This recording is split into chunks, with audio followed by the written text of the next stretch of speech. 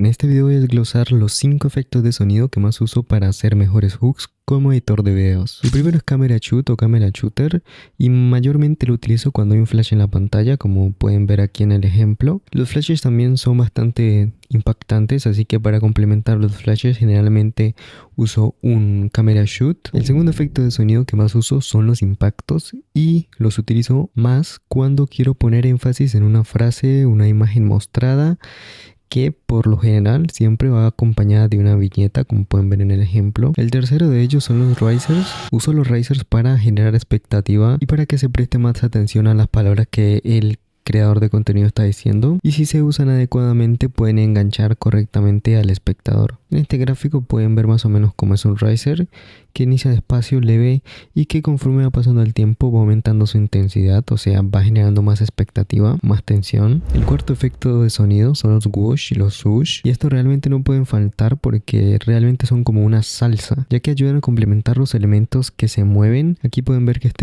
este círculo se está moviendo de izquierda a derecha.